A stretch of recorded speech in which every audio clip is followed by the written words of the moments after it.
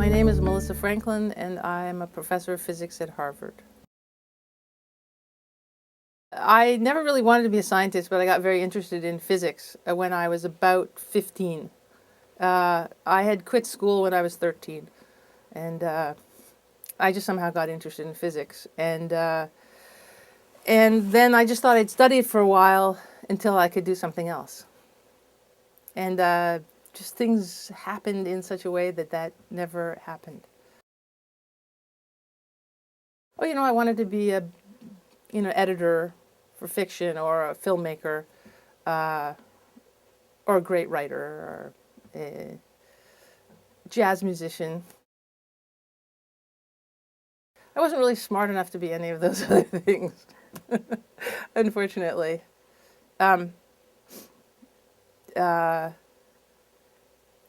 The thing about particle physics is that it's very intellectually alluring, and then you get to do a lot of really fun things in it. Like, you get to build huge experiments, and you actually do it yourself. So you get to drive forklifts, and you get to work with flammable gases and explosive things, and you get to drill things, and at the same time you get to think about quantum mechanics and philosophical things, and I don't know, you get to write computer code. You get to do a lot of things that are very, very fun, and you don't normally get to do them in life. Usually you just move into an apartment, it's already made, and then you just cook dinner. I mean, that's it, right? But in this case, you get to build the whole thing and, wire it and do everything. That may not make any sense, but you really get to do a lot of fun things, and I guess that sort of kept me in it. When I was young, I didn't really notice that it was asymmetric. I didn't notice a lot of things when I was young, but so it wasn't so hard trying to do physics. And because I didn't take it very seriously, because I didn't really want to be a physicist, I didn't have to worry about the fact that other people didn't think I was very good at it. It didn't really matter to me, in fact. What mattered to me was that I was interested in it, and not that what people thought of me, amazingly enough. Lately, I worry about what people think of me. I don't know what happened. I think it could be the change. It could be the life change. But the kind of problems I had were ones of it was hard to focus. I didn't have a lot of confidence, and people were always trying to kiss you and stuff like that. You'd be doing problem sets with somebody, and you'd be thinking about the physics, and they'd be thinking about your lips, or your whatever, and that's complicated. So I actually I've been there a long time. I've been at Harvard for 22 years, and the thing I really like about the physics department there is that everybody is so confident, and everybody has such a high opinion of themselves that they don't really worry about you. They're not threatened by me at all, except when I try and be really threatening. Some of them are smaller than I am, but that's one thing that I really like about it. And the other thing is, I was the first woman there, and they had a little problem. I mean, the first woman who had tenure. So I was the first woman who went to, for instance, a senior faculty meeting of the senior faculty. And I remember after a few faculty meetings, a professor came up to me and said, it might be a little easier for everyone if you just talked less, because we're really not used to having a woman at all in the room. And then one who talks so much is a little bit disconcerting. So that was interesting. People have been generally pretty nice, but people in physics can be less evolved socially than other people. So you have to deal with that. First of all, there's really two kinds of particle physicists, and there's the kind you see on the back of book covers, and those are usually theorists. And they just sit in their office and write down theories of things. And they try and tell experimentalists what to do. And then there are experimentalists who actually do the experiments, and they try not to listen to the theorists. So so there's two, and I'm the latter. I'm an experimentalist, and so what do? We actually decide we'd like to know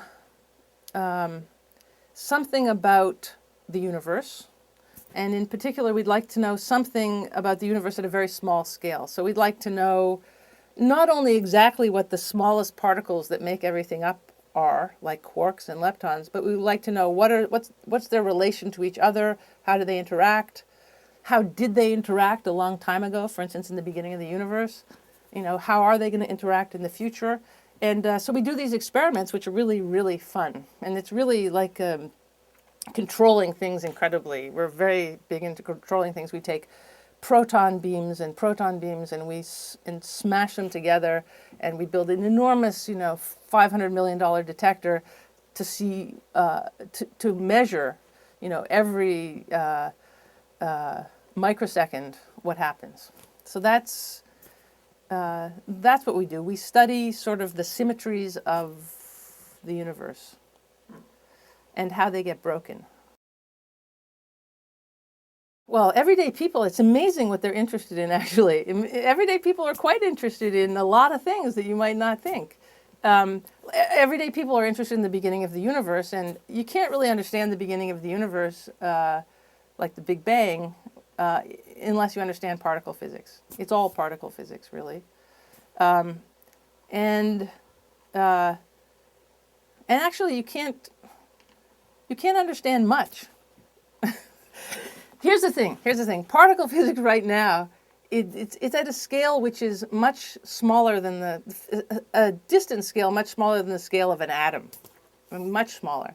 So you would think, well, atoms are the smallest things they need to worry about. And humans should worry about atoms, by the way. Atoms really do affect your everyday life. They affect biology. They affect, chemistry, everything, right?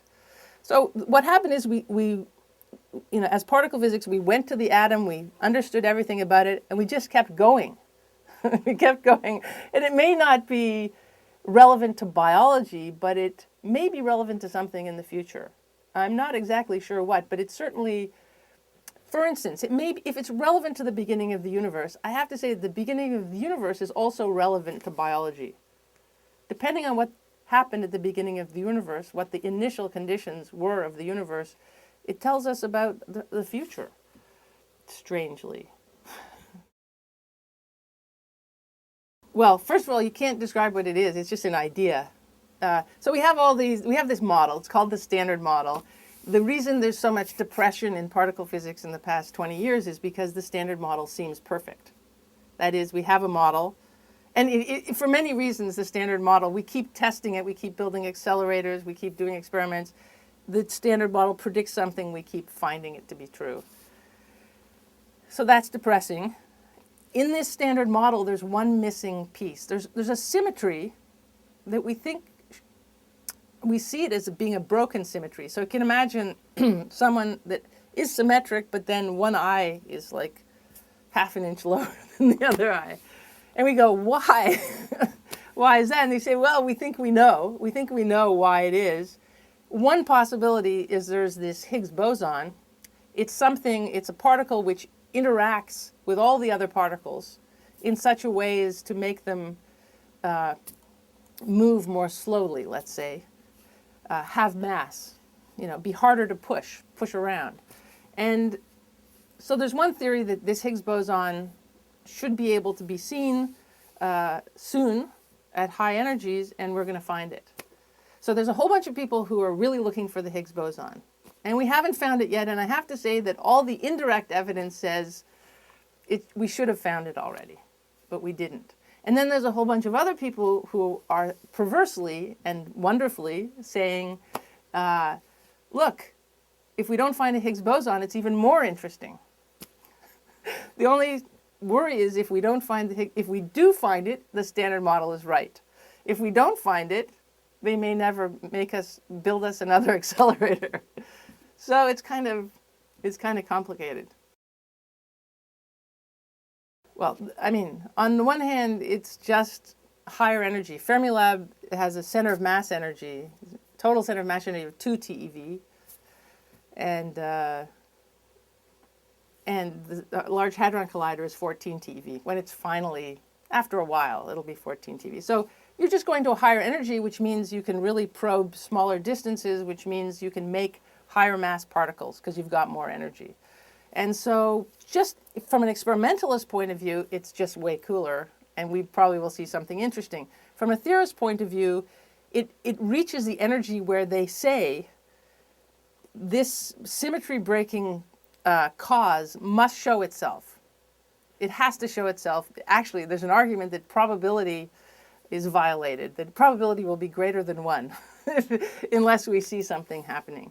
So those are those two different views. So in fact, the Large Hadron Collider is going to start at a lower energy than 14 TeV. It's going to start at 7 because there's some technical problems. And a lot of the experimentalists are still incredibly happy because for us it's something new. You're looking somewhere you've never looked before, and it's fascinating to see what you see. The theorists are a little more grumpy. I don't know if you've noticed, but in the New York Times and stuff, they're very grumpy and they're saying, this is unacceptable. You know, like, I can't believe it's not going to turn on yet. I'm getting old, that kind of thing. So those are the two different views. But everybody's excited that it will turn on. It's extremely difficult. These machines are extremely complicated. It's extremely difficult to get them up and running. It usually takes a couple of years. I'm just interested to see what happens. There's the string theorists. You probably know about them because they're often in the news. And apparently they're very, very smart. And they say there's a new symmetry, which is very exciting, a new space-time symmetry called supersymmetry. So for all the particles we have, there are superparticle partners. Okay? Now the symmetry would say that the superparticle partners would have exactly the same mass as the particles. But that's not true. We already know that. So there's a symmetry breaking there. But the string theorists believe that supersymmetry must exist, even if incredibly badly broken. And so they are absolutely hoping that we will find supersymmetry, and we are absolutely looking for them. And so there's a lot of now experimentalists who do what the theorists say, unfortunately. And they are looking for supersymmetry. And there's other people who are looking, or more renegade, and I don't know what they will find, or I will find. Well, you know, it's a great idea. People wrote papers, 10 years ago. Could you create a really tiny black hole at a collider? And then the problem we were always thinking of was, well, how this is funny because we were always thinking, well, how would you know that you had created a black hole? Because it would decay immediately into, not only would decay, it would decay into like hundreds of particles, all very low energy. And, how could you tell? So we were always thinking of, not of the problem of creating a black hole, but how would we possibly see it before it's completely gone? And we convinced ourselves at Fermilab, for instance, that we couldn't. We wouldn't even know if we made black holes.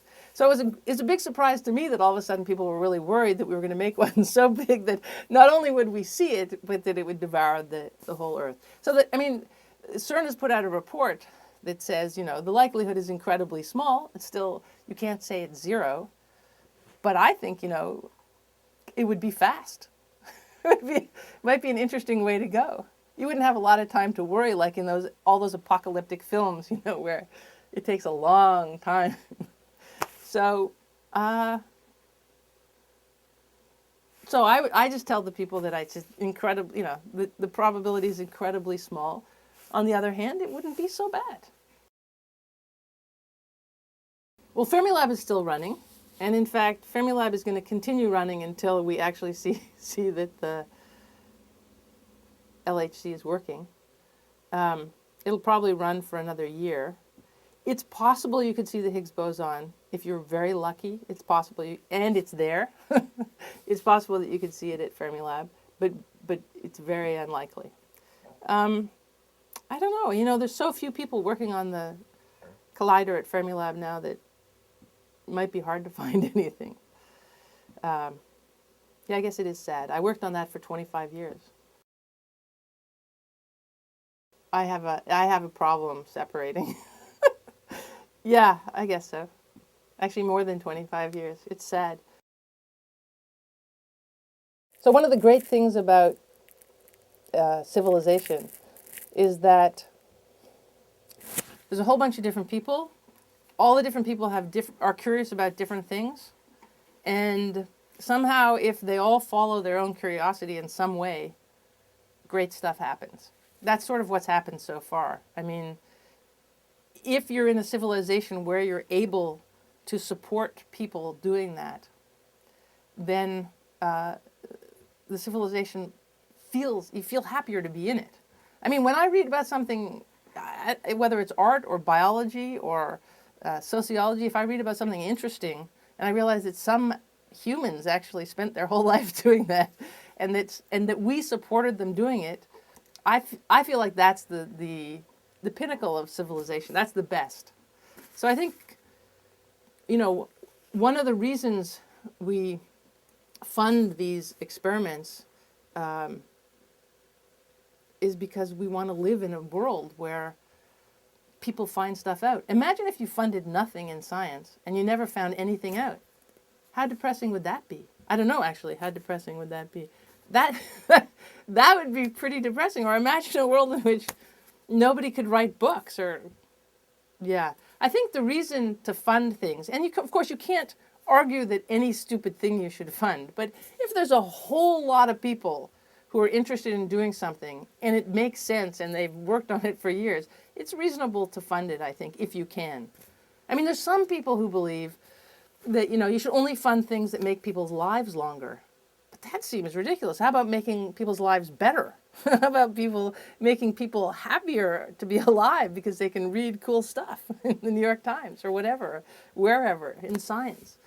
So people are somehow moralistic about the length of people's lives rather than the quality of life, or rather than the standard of living. So I think by me doing particle physics, it raises everybody's standard of living. That's boy, maybe I shouldn't be quoted that way. I think I do though.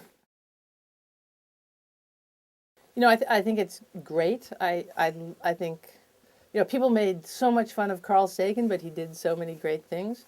You know what I think is great? These people popularize science, and then everybody hates them, of course. Like you say, well, you like Brian Greene? Brian Greene was a postdoc in our department. He's a young guy, right? And I say, and I'll make fun of him because that's what we do. Scientists make fun of science popularizers. On the other hand, it's a wonderful thing. I mean, what could be better about taking science, to the people? That's exactly where it belongs. So I really admire those people, and every once in a while I'll do something like that myself. And if they get very full of themselves, fine. Why not? I mean, I think they're doing a great job. But nevertheless, I'm the first one to make fun of people. It's embarrassing. It's whether or not my son does well on the baseball team, whether or not he is able to hit. What worries me at night about the world? I don't know. I don't sleep much, so I spend a lot of time, online, reading news in the middle of the night. Lately, actually, not so much seems very worrying to me, strangely. It seemed like a few years ago it was much worse.